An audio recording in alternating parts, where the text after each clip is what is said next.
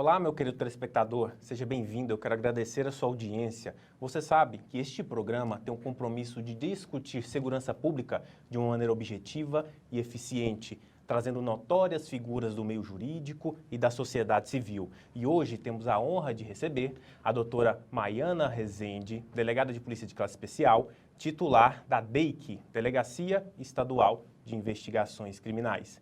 Tudo bem, doutora Maiana? Tudo bem, você? Tudo bem. Esperamos aqui beber um pouco da sabedoria da doutora e também sobre a função que a doutora exerce, que é uma função de notoriedade. Doutora, eu gostaria que se apresentasse para o nosso telespectador, falasse um pouco da sua atuação prática, da sua carreira de estudante, de concurseira.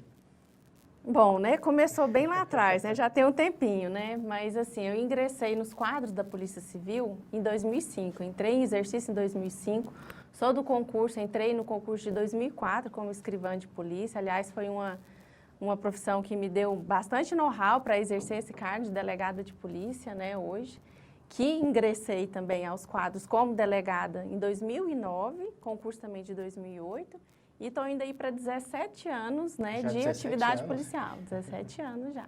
Então, assim, essa vida de concurseiro começou lá atrás, né? A gente sabe que tem que persistir, uma hora a gente tem um resultado e, graças a Deus, eu conquistei todos os objetivos, né, que eu tinha em mente. E hoje exerço, né, com muita alegria, o cargo de delegado de polícia.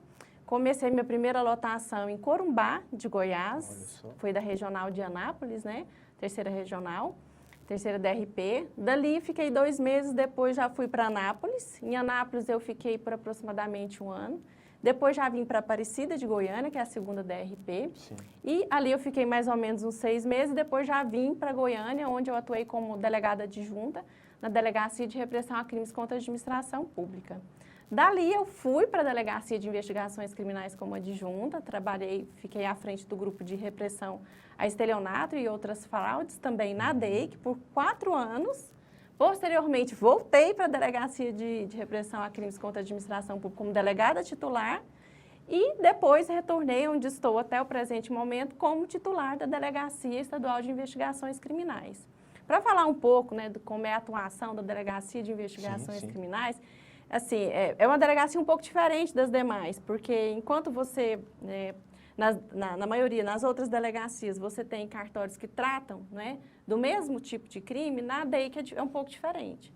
A DEIC ela é composta de 4 grupos diferentes. Então, nós temos o grupo antissequestro, nós temos o grupo antirroubo a bancos, nós temos o grupo de repressão a roubos, a residência e a comércio, e nós temos também o grupo de estelionato e de repressão a outras fraudes. Todos esses crimes, né, como se trata de uma delegacia que trata de crimes bastante diversificados, sim, a gente entende a importância dessa delegacia até mesmo, né, na forma como a sociedade começa a perceber o enfrentamento da criminalidade pela segurança pública do estado de Goiás. Então, daí é importante a gente falar um pouco desses crimes, a gente falar um pouco, né, do índice de elucidação desses crimes, porque isso é o que a população sente ali, sim, no que diz respeito à impunidade ou não. No que diz respeito ao ano de 2019, que é quando nós chegamos ali como delegada titular, no que diz respeito ao grupo antirroubo a banco, nós tivemos, segundo dados informados pela própria Secretaria, nós tivemos uma redução de aproximadamente 80%, né, desses crimes, inclusive sem nenhum caso, né, do novo cangaço, né, que o pessoal fala muito, sim, desse novo cangaço, que é aquele grupo armado que geralmente vai no interior, que além de roubar instituições financeiras, o objetivo dele é espalhar o pânico, o medo na cidade, fazendo reféns ali na cidade. Então, não tivemos nenhuma ocorrência em 2019, também não tivemos nenhuma ocorrência em 2020. No que diz respeito ao grupo antissequestro, nós tivemos um caso de sequestro ano passado, que foi também solucionado. Também casos de desaparecimento, que também são tratados no grupo antissequestro. Nós tivemos todos os casos, né, de desaparecimento que resultaram em morte, nós tivemos também 100% de elucidação desses casos. Latrocínio nós tivemos também praticamente 100% de resolutividade no ano de 2019 e com 100, partindo para 100% agora no ano de 2020, de resolutividade, inclusive com 2 flagrantes realizados, né, no que diz respeito ao crime de latrocínio. E em relação ao grupo de fraudes, né, é difícil você falar em números, porque infelizmente as fraudes elas só aumentam, né? O estelionatário, ele muda ali um pouquinho a engenharia social, não é? Mas inibir esse tipo de crime, contar com a redução desse tipo de crime é um pouco complicado, porque, infelizmente, isso também não depende só do criminoso, né? Depende também da perspicácia da vítima e isso, né, infelizmente, é meio que sem controle. É uma delegacia com vários braços, né? Todos interligados. E com essa experiência de 17 anos, até mesmo para elucidar para a gente, doutora, pela experiência que tem, a doutora entende que esses crimes, eles estão ligados, tendo em vista que hoje em dia a criminalidade, ela advém de uma organização criminosa? Eu pergunto a título de, por exemplo, o doutor André Fernandes, que esteve aqui, ele falou assim, Rafael, são crimes que dão pontes para outro, né? É um carro que dá exemplo a um roubo, é um estelionato que dá uma verba para fazer um roubo a banco. Então, em uma cognição sumária, são situações que se ligam por organizações criminosas? Acontece, né? Sim. No caso, por exemplo, que você disse aí do roubo de veículo, é um crime que está intimamente ligado ao roubo à residência. Sim, Né? sim. Então, acontece muito, né? A gente ocorre Eles se o roubo à aproveitam, pegam a residência, pessoa e entra. Exatamente, e já leva o veículo também. E no que diz respeito a essas organizações criminosas, a gente sabe, né, que esse termo organização não é por acaso, é porque realmente se organizam de certa forma. É um estado paralelo. Exato. Então, assim, a gente sabe que eles têm financiado vários tipos de crimes, né? E o que tem crescido muito nessas organizações criminosas é a prática de crimes voltados para fraudes, né? Então, assim, eles realmente possuem braços que estão ali angariando, né, vamos dizer assim, né, fundos ali para a organização criminosa através da prática de fraudes, do estelionato em si. Até hoje o bencetia acontece. São né? dos pequenos aos maiores. Exatamente. O próprio roubo a banco, a gente sabe que tem esse financiamento também. O tráfico, buscando, né, essas organizações criminosas, elas atuam em vários braços aí criminais, na prática de vários crimes, buscando financiamento dessas organizações criminosas. A doutora está lotada numa delegacia de grande representatividade. E aqui nesse primeiro bloco estamos tendo a honra de receber uma mulher de grande representatividade, uma delegada, né, que era uma profissão que até pouco tempo somente os homens se encontravam nela. Como que é ser mulher, ser delegada e estar à frente de uma delegacia com tanta notoriedade? Assim, eu nunca tive nenhum problema, né, na instituição Polícia Civil por ser mulher. A gente sabe que existem, né, em algumas áreas, né, algum preconceito, a gente ainda encontra relatos disso, mas na Polícia Civil eu nunca eu nunca me senti dessa forma. Tanto é que estou chefiando aí uma das delegacias mais importantes do Estado, que foi confiada, né, pelo delegado-geral, né, doutor Odair. Então, assim, para mim é uma honra, é um privilégio, né? Nós temos ali na delegacia aproximadamente 65 policiais, né? Todos eles chefiados, né? Primeiramente por mim, em segundo plano pelos delegados adjuntos, que não, por acaso, também são todos adjuntos, são também do sexo masculino, né? E sobre a chefia, né? Também do sexo feminino. Então, assim, nunca tive nenhum problema. Eu acho que essa questão vai muito da postura, né? Vai muito da postura, do trabalho que você mostra, do comprometimento que você mostra perante ali a sua equipe, né? E não tem como você não receber de volta esse mesmo respeito. Quando você trata, né, primeiro, a sua equipe com respeito, o seu trabalho com comprometimento, isso volta da mesma forma. Então, para mim, chefiar a DEIC é uma situação assim, natural, e eu creio que as outras mulheres que estão também à frente de outras delegacias importantes na Polícia Civil, creio também que nunca tiveram nenhum problema. A gente está tendo um boom de mulheres passando em concurso público para cargos de notoriedade realmente. Doutora, e também já aproveitando essa vasta experiência, porque a doutora teve lotações no interior e na capital. E a doutora está à frente de casos que eles são interligados, tanto na capital, interiores e até mesmo em outros estados. Tem diferença de criminalidade para o interior e para a capital, ou eles estão intimamente interligados? Olha, eu acho que o crime, por exemplo, vamos falar aqui do roubar banco. Sim. A maioria acontece no interior. Né? Pela falta de efetivo, exatamente, ser mais né? fácil. Quando, né, esses criminosos eles alguns criminosos, alguns tipos de crimes, eles realmente buscam locais onde tem ali, às vezes, a ausência do Estado, ou ineficiência mesmo. Então, assim, não dá para dizer acontece aqui, acontece lá. É claro que, por exemplo, né, no que diz respeito a um homicídio, a golpes, né, como a população é menor, é claro que esse índice vai ser menor, mas não quer dizer que não aconteça. Sim. Eu creio que os crimes que acontecem na capital acontecem também no interior, mas com menor incidência, por uma questão lógica também, até mesmo, né, do número da população. Né? Mas, assim, crimes graves, como, por exemplo, sequestro, acontece no interior? Acontece. Roubar banco, o novo cangaço, inclusive, é um crime tipicamente do interior. Geralmente acontece no interior. E é um crime muito grave, né, que realmente amedronta a população, causa pânico e está lá no interior. Né? Doutora, a doutora entende que tem a legislação Código Penal, Código de Processo Penal, LEP, a 7.210, e aqui eu sempre faço essa pergunta para todos que se encontram aqui, porque cada um se coloca num posicionamento. A doutora entende que a nossa legislação é muito leniente, a gente tem um excesso de legislação, ou a gente tem muita inaplicabilidade do direito, tendo em vista a demora do Poder Judiciário? Como que a doutora entende essa sensação de impunidade que o cidadão coloca? Olha, eu acho que legislação tem para tudo, sabe? Mas o que a gente sabe que existe é que realmente a legislação ela traz brechas para que a defesa encontre algumas soluções que venham a trazer algumas benesses, né, para o criminoso, né? Infelizmente, a gente sabe que isso acontece até mesmo no nível recurso. A gente sabe que existe, né, várias possibilidades de recurso. É uma situação que se critica bastante, até mesmo pelo tempo que se leva para chegar até o julgamento do último recurso. Então, isso gera, essa demora em punir, é o que gera a sensação de impunidade. E a gente sabe que né, na legislação brasileira, né, a defesa tem aí a possibilidade de interpor vários recursos até que se chegue ao trânsito em julgado de uma sentença penal condenatória. Isso gera a sensação de impunidade. Agora, que existe legislação suficiente, eu creio que existe, mas que existe também essas brechas que a defesa, sabendo, né, tendo realmente essa expertise, ela vai conseguir utilizar para beneficiar o seu cliente, isso aí também é fato.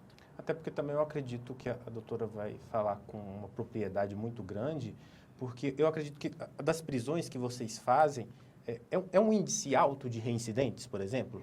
Tem bastante. Tem bastante? Tem bastante. Né?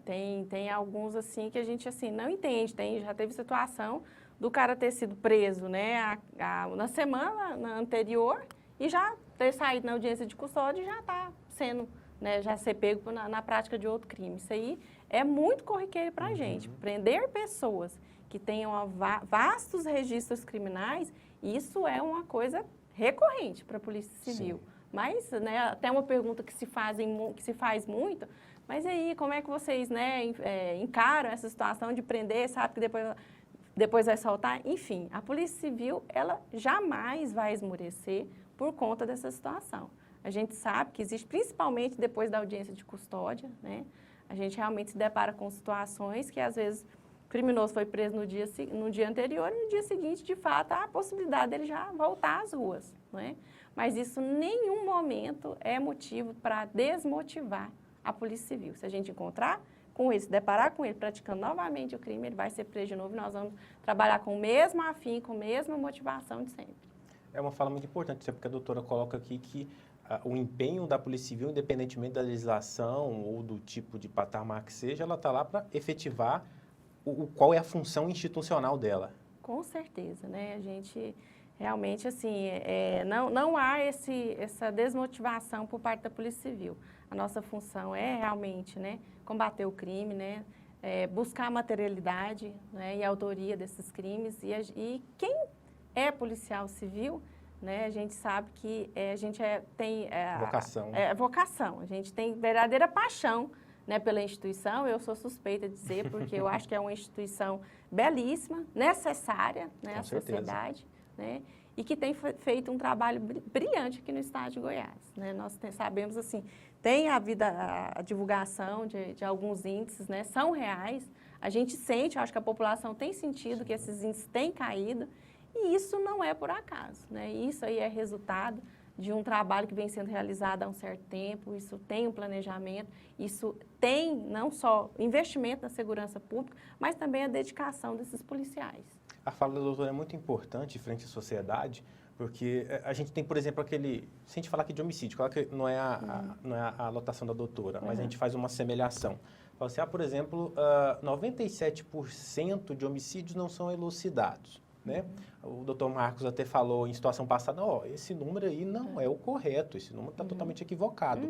E a gente sabe que a Polícia Civil deveria ter um efetivo maior, que ela poderia fazer um bem maior para a sociedade.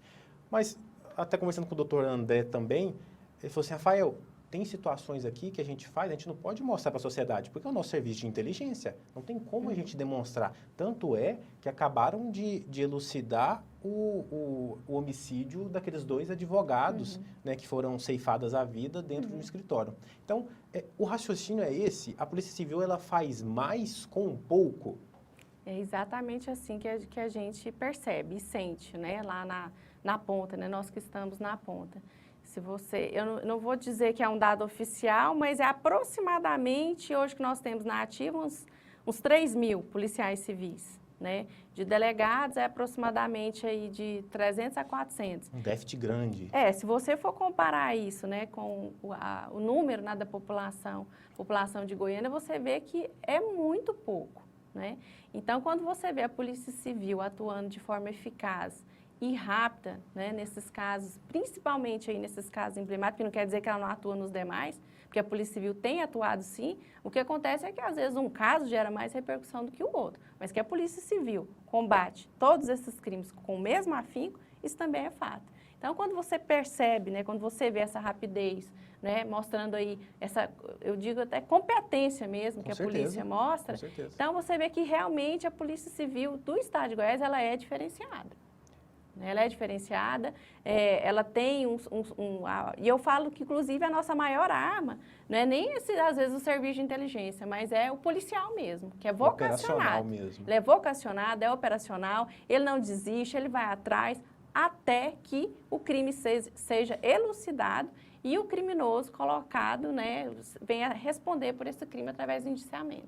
Até porque a doutora vai concordar com o meu raciocínio, se tivesse a possibilidade de um efetivo maior, esse lapso temporal que passa muito de um delito até concluir a investigação, ele traz um prejuízo muito grande para a sociedade. E muitas das vezes isso acontece porque vocês têm vastas investigações para fazer. Então, se tivesse um efetivo maior e isso para resolver em tempo, essa sensação de impunidade estaria sendo dirimida ao longo do tempo, correto? Não tenho dúvida disso, né? Porque se a gente tivesse condição realmente de estar atuando sempre no momento que o crime ocorre, em todos eles, em todos os registros que são feitos nas delegacias de polícia, eu tenho certeza que o nosso índice de elucidação, né, triplicaria, né? Eu vou te dar um exemplo, como é que isso é importante. No crime de latrocínio. O crime de latrocínio é um crime extremamente complexo de se fazer investigação, porque geralmente o autor ele não tem qualquer ligação com a vítima. Ele foi escolhido de forma aleatória, né? Então, assim, não tem nenhuma passionalidade, não é amigo, não é da família, não encontrou certa vez, não tem uma rixa, nada.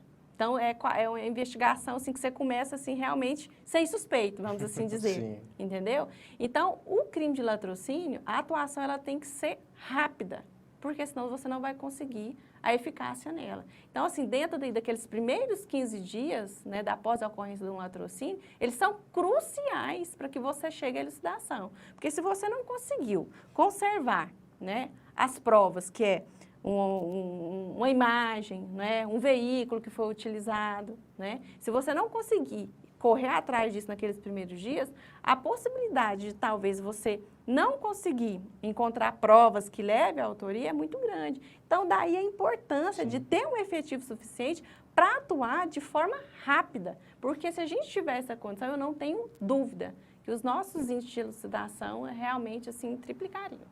E também a doutora abarca sobre esse efetivo também equipamentos de inteligência, equipamentos que fazem uma varredura maior e também uma maior intensividade, até mesmo com a força ostensiva, os policiais militares. A gente sabe muitos policiais militares aqui.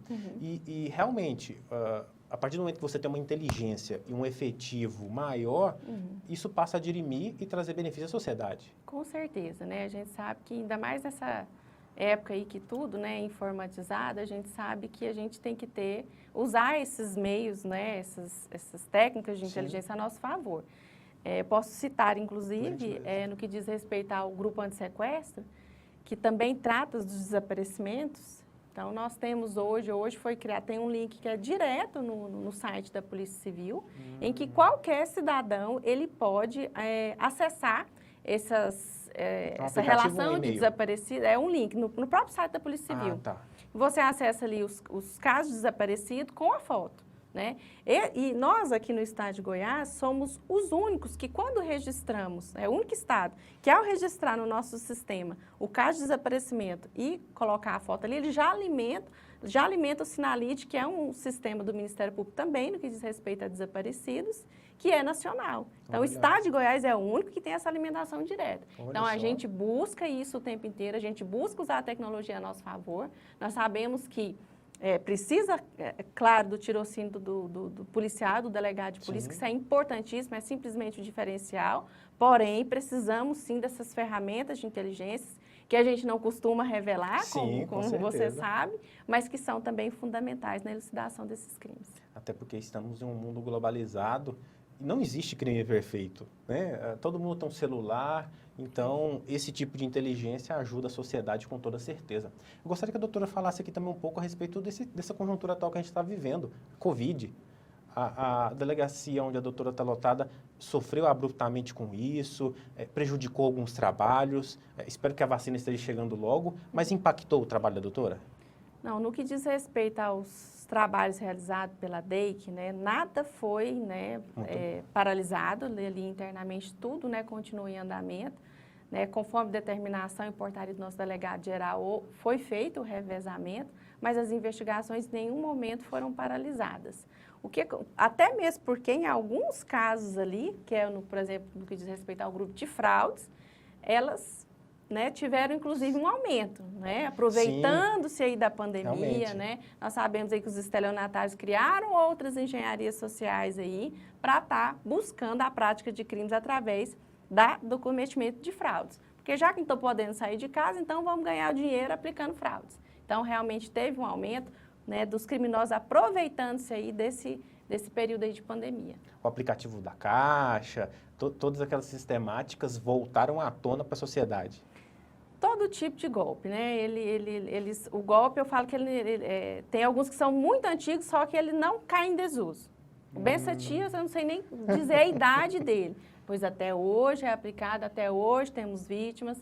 Bilhete premiado, também muito antigo, mas infelizmente muitas pessoas ainda caem nesses golpes, apesar, né, dos veículos de comunicação estar sempre orientando, sempre passando, né, essas situações, esses golpes, esses criminosos, né, que acabam sendo presos cometendo esses crimes, mas ainda acontece muito. Muito também através desses aplicativos de venda, né, que tem muita fraude no que diz respeito à venda de veículos, tem acontecido muito também. Então, assim, não para, né, não para, e com a pandemia eles foram intensificados. O importante é que a doutora disse que realmente a Polícia Civil do Estado de Goiás é uma polícia vocacionada em defesa da sociedade. Doutora, o tempo passa muito rápido, espero ter outras oportunidades. Foi um prazer inenarrável ter a doutora aqui na bancada, né? Uma representação muito grande, uma delegada lotada em uma grande delegacia. Eu gostaria aqui que a doutora deixasse suas considerações finais para o nosso público. Bom, primeiro gostaria de agradecer o convite, dizer que para mim é uma honra, um privilégio, né, poder estar aqui no programa falando de segurança pública de uma forma tão descontraída, né?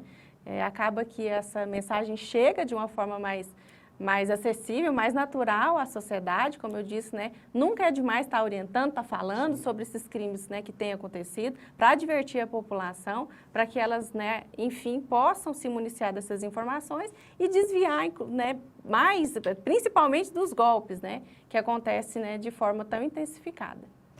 É o que a doutora muito bem pontuou, é trazer com naturalidade a discussão de segurança pública. O programa está sempre de portas abertas, doutora. E vamos para um rápido intervalo e voltamos já já.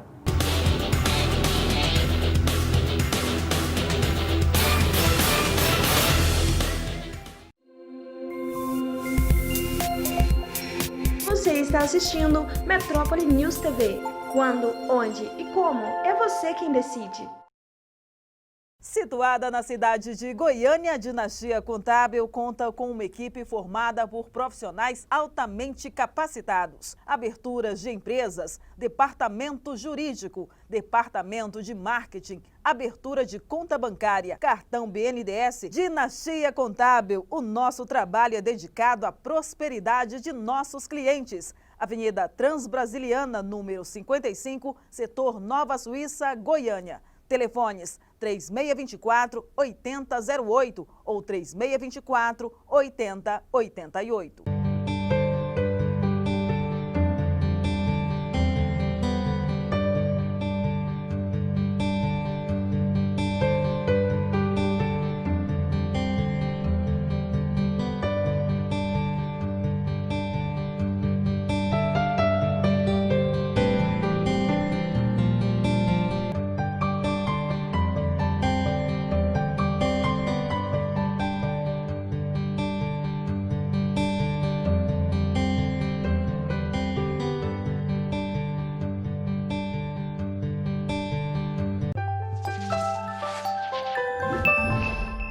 Unimed em Ação. Olá, eu sou o Pedro José, diretor de recursos próprios da Unimed Goiânia e quero falar sobre o funcionamento das nossas unidades. Todos os laboratórios Unimed, com exceção das unidades na Casag e Buriti Shopping, continuam atendendo integralmente, em horário normal. O laboratório do Centro de Diagnóstico Unimed oferece atendimento inclusive aos domingos, das 7 às 19 horas. No mesmo lugar, também é possível realizar qualquer exame de imagem, todos os dias da semana. O Sal Adulto e Unimed Criança seguem funcionando normalmente, 24 horas por dia, preparados para urgências e emergências. E nosso centro clínico voltou a realizar atendimentos seletivos, seguindo todas as recomendações das autoridades sanitárias. Com muita atenção e dedicação, vamos cuidar de você. Esse é o plano.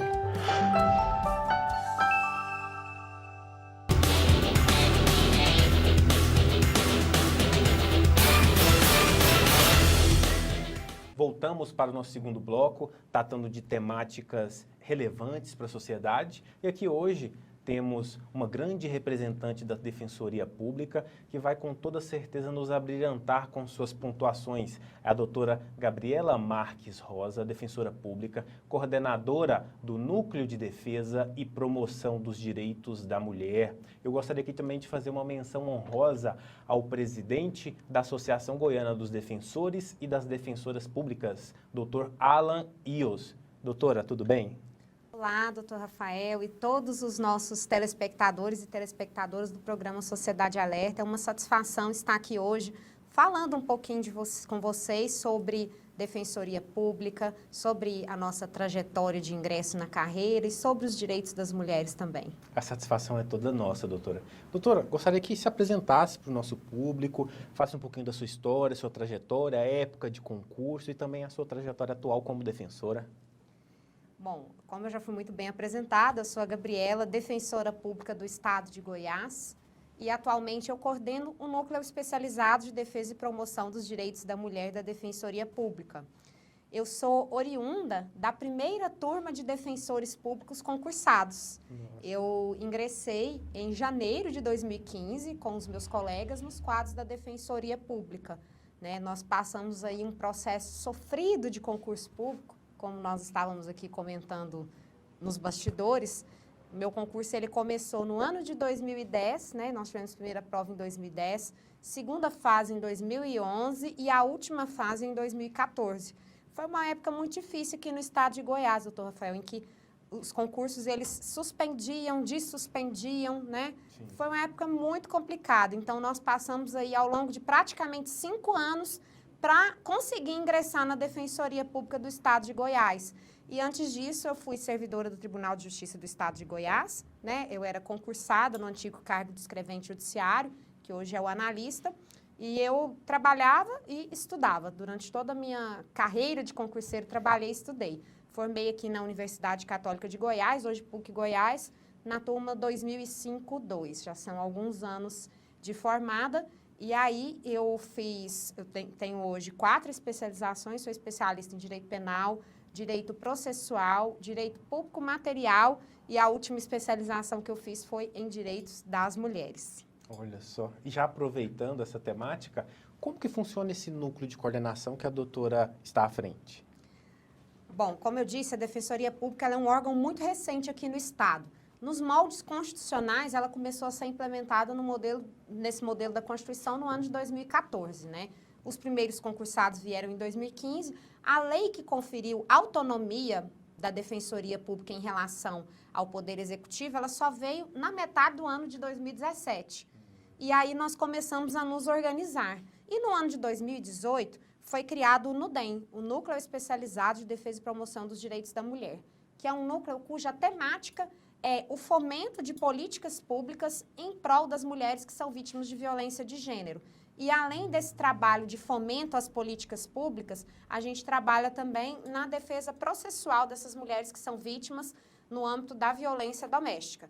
Hoje, na pandemia, nós estamos com um atendimento preferencialmente virtual, e posso dizer que nossos atendimentos, eles dobraram. A gente está batendo uma média de 400 atendimentos a mulheres por mês, que nos procuram aí para receber todo tipo de orientação jurídica nesse tema.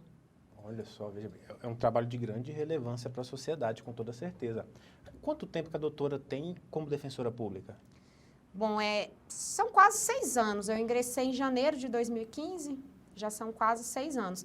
E aí eu passei por diversas lotações. Como eu tenho uma antiguidade muito boa na carreira, eu sempre pude ir me movimentando para as vagas que iam criando. E hoje a minha lotação mesmo, de origem, é até bom se tiver algum concurseiro aí que está ligado, eu sou defensora pública dos recursos. Tá. Minha defensoria é uma defensoria pública que trabalha em 2º grau.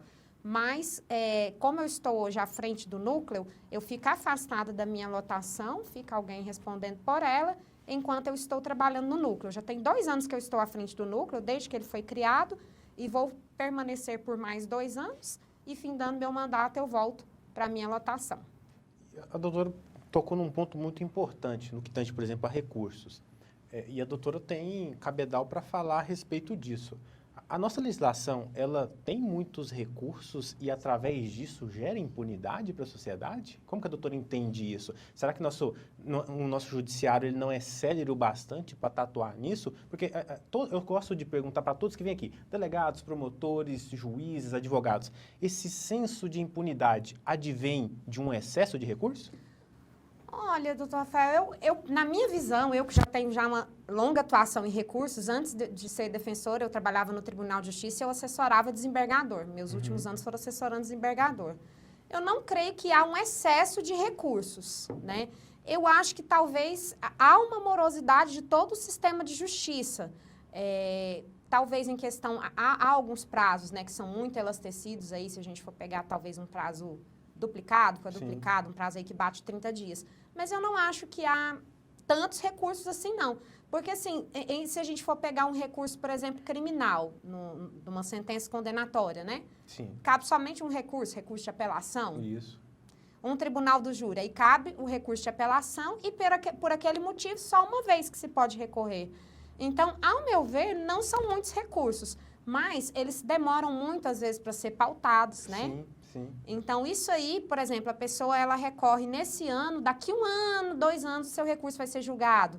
Então, assim, a morosidade, eu creio que não é do sistema recursal. Nossa legislação, ela tem um sistema recursal muito bom, são recursos muito modernos, né?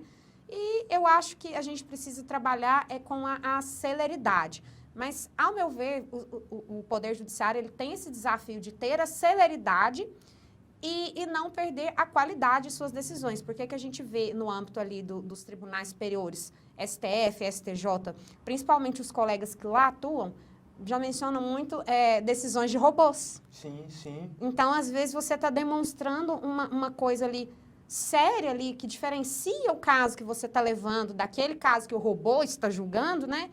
Então, assim, eu acho que... E pode passar batido, né? Então, ao meu ver, eu acho que esse é o desafio. A celeridade com a qualidade. Até porque estamos vivendo uma conjuntura atual que é sobre-humano. E aqui eu dou o exemplo de magistrado. A gente pega eu costumo falar com meus alunos a santíssima trindade do direito processual, que é o magistrado, o promotor e o advogado / defensor público. O magistrado, no gabinete dele tem vários processos para julgar, o promotor do mesmo jeito, o advogado, o defensor público, eu acredito que também da mesma maneira, ele deve ter vários processos tendo em vista a impossuficiência da grande margem das pessoas que respondem um processo dentro da defensoria pública, correto? Com certeza. Você tocou num ponto muito interessante. E além dessa hipossuficiência econômica que a gente atua na Defensoria Pública com as vulnerabilidades no âmbito social. Então, não é só aquela pessoa que não pode pagar para um advogado. Por exemplo, um processo criminal. Se o réu ele foi citado ali para apresentar uma resposta à acusação, não constitui o defensor, ele pode ser milionário, que o processo vai para a defensoria. Então, assim, hoje eu não sei como que está, mas eu já fui, na época falava-se em gerência, que a gente era submetido ao poder executivo. Eu já fui gerente da Defensoria Criminal em Execução Penal. Mas eu estimo que naquela época a gente já tinha ali 70% a 80% dos processos criminais patrocinados pela Defensoria Pública, né? Hoje eu não sei exatamente quanto que está, mas eu creio que a gente bate isso aí, de 70% a 80%. Então, a nossa demanda, ela é muito grande. Não é todo o estado que tem defensoria? Não, infelizmente não. Como o Goiás foi um dos últimos, nós fomos os retardatários em instalar a defensoria, atrás de nós, foi só Santa Catarina e Amapá instalar a defensoria pública. Nós temos aí estados, Rio de Janeiro, São Paulo, DF, com tradição de defensoria há muitos anos. E nós só instalamos a defensoria agora, final de 2014. Então, nós perdemos aquele boom econômico de recursos que possibilitou a expansão dos órgãos que ocorreu ali. Nós pegamos um cenário muito ruim do país. Então, nosso orçamento ele era muito baixo até bem pouco tempo atrás, que não possibilitava a gente estar em todas as comarcas, né? Então, hoje a gente está em Goiânia, Aparecida, Trindade, em umas e apenas um defensor em Anápolis. E aí já temos aí a previsão de um concurso, que está em fase administrativa dentro da defensoria, para tomara que nós consigamos expandir mais. Mas com a melhora do nosso orçamento, eu creio que agora a gente vai conseguir atingir mais comarcas. O doutor Alan até tocou na entrevista passada dele que realmente são números assim, totalmente diferentes de recursos, por exemplo, para o MP e para a defensoria. Então, mesmo sendo tão recente, já é um déficit muito grande, não é? Sim, nós já entramos já com em defasagem. Defasagem em questão orçamentária, em questão estrutural. Se a gente pegar uma vara criminal, por exemplo, comum, uma vara criminal tem 2 promotores atuando e um defensor, né, uma defensora, enfim. Então, a gente tem essa defasagem estrutural e orçamentária muito grande. Apesar da gente ter melhorado agora, recentemente, né, um pouco essa questão do orçamento, mas ainda nós precisamos, né, alcançar essa isonomia. A doutora, à frente desse núcleo, está tendo uma experiência muito grande. Eu quero trazer aqui um caso de notoriedade. Eu gostaria de ouvir a doutora a respeito dele. Que é o caso daquela youtuber, né, frente àquela audiência que aconteceu. Ali houve um tipo de violência frente àquela vítima que se encontrava lá? Será que, se aqueles autores tivessem uma juíza, uma promotora, uma defensora, será que seria diferente? Ah, com certeza. A gente agora, com essas audiências virtuais, está sendo possível que nós possamos ver qual que é a realidade do julgamento que as pessoas estão sendo submetidas no sistema de justiça. E não foi diferente com o caso da Mari Ferrer, né? Desse julgamento das mulheres que são vítimas de algum crime de cunho sexual, as mulheres vítimas de violência doméstica. As mulheres, elas não merecem, não estão recebendo, de uma maneira geral, o tratamento que lhes seria devido, né? Como a gente viu ali no caso da Mari Ferrer. E eu não estou aqui querendo culpar o juiz, querendo culpar o promotor. Sim. É o sistema de justiça. É judiciário, Ministério Público, Defensoria Pública, Advocacia, porque ele tinha um defensor público também representando essa mulher. Então, eu tenho que cortar na minha carne também. Não vou falar de A, B, C ou D sem falar do meu, não. Nós, de uma maneira geral, do sistema de justiça, precisamos nos preparar melhor para lidar com essa matéria. Por que que quando a gente vai na delegacia registrar uma ocorrência por um crime patrimonial, ninguém pergunta pra gente o que a gente fez no nosso passado, o que a gente deixou de fazer, e quando a gente vai denunciar um crime sexual, está em jogo todo o nosso passado, né? E ali não foi exclusivamente no caso da Mari Ferrer, não. Isso aí vem acontecendo em várias, né? Sim. Só porque agora o caso da Mari Ferrer deu a publicidade por causa da gravação da audiência e, né, e por ela ser por ser um caso que teve uma publicidade maior. Mas a gente vê essa revitimização da mulher a todo tempo. A mulher, ela enfrenta obstáculo desde o momento que ela vai registrar a sua ocorrência, né? Então, assim, é muito difícil para a mulher, por isso que às vezes ela desiste de registrar a ocorrência, ela desiste de prosseguir com o processo, porque é um procedimento muito dificultoso para ela. É um limbo estrutural que a doutora pontuou aqui muito bem, porque deveria ter lá, não é que a gente está colocando a culpa de alguém, em algum daqueles autores, mas é da própria estrutura, porque já que é um crime de cunho sexual, deveria ter uma defensora, mas só que o sistema que se encontra não tem como colocar uma defensora, colocar um magistrado só para uma magistrada, colocar uma promotora só para isso, né? Deveríamos ter mais varas especializadas e para isso a gente deveria ter mais o quê? Efetivo. Sim, e aí você tocou também no outro ponto interessante. Não é só a questão de ter uma promotora ou uma juíza que garantiria, ou uma defensora que garantiria uma defesa menos machista da Mari. Aí que está, nós temos que chamar os nossos homens do sistema de justiça para a responsabilidade de se capacitarem também na matéria de gênero. Importante, né? importante. Mas, infelizmente, a nível nacional, essa expressão gênero, ela ficou demonizada, porque equivocadamente pregaram-se que seria, não, ensinar gênero é ensinar as crianças a mudar de sexo. E não tem nada a ver isso. Educar em gênero significa a gente educar com as diferenças, né, mostrando as diferenças e as nuances entre o tratamento do masculino e do feminino, né? É a gente reconhecer que nós vivemos num sistema que privilegia, sim, privilegia os homens no poder, privilegia as pessoas brancas, né? Temos que fazer esse recorte também, as pessoas que têm uma condição social melhor, as pessoas que são heterossexuais. Então, a gente tem que fazer essa análise e esse recorte estrutural do nosso sistema e chamar-nos à reflexão nesse sentido, para que assim a gente observando, o defensor, ele nunca vai saber o que é ser uma mulher vítima de estupro, porque ele nunca vai ser uma mulher, né? Mas é ele, pelo menos, tentar se colocar no lugar dela com mais empatia e tentar compreender as diferenças entre, né, os gêneros. É a mesma coisa falar para mim, eu, Gabriela, eu jamais vou saber o que é ser vítima de um crime de racismo, por exemplo. Eu sou branca, né? Sim. Sou branquinha, enfim. Então, assim, esse tipo de discriminação eu não sei, mas quando eu estiver atuando em prol de uma assistida ou um assistido nessas condições, eu tenho que ter a empatia e o olhar dessa questão racial com ele ou com ela. E é a mesma coisa. O sistema de justiça deve ter um olhar de gênero sobre as mulheres que são as suas frequentadoras. De suma importância o que a doutora acabou de pontuar aqui, porque essa abrangência de defesa é verdadeiramente o símbolo do Estado democrático de direito. Doutora, como eu disse no início, passa muito rápido.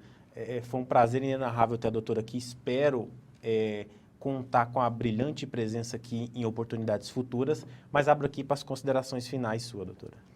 Foi uma satisfação para mim estar aqui com você, com os nossos telespectadores e telespectadoras, e eu quero convidar todo mundo a conhecer o trabalho da Defensoria Pública. Se você não conhece, sigam lá as nossas redes sociais, né, o nosso site, e entendam um pouco mais sobre Defensoria, e quero convidar também todo mundo aqui para entender mais um pouco sobre essa defesa da mulher, sobre essas questões de gênero que envolvem o sistema de justiça e fazer essa reflexão hoje. Muito obrigada. E essa é a função do nosso programa. Em um mesmo programa, temos um posicionamento de uma delegada de polícia e um segundo bloco de uma defensora pública, todas tratando aqui de segurança pública, que é benefício para a sociedade. Eu agradeço a sua participação, a sua interação e até um próximo programa.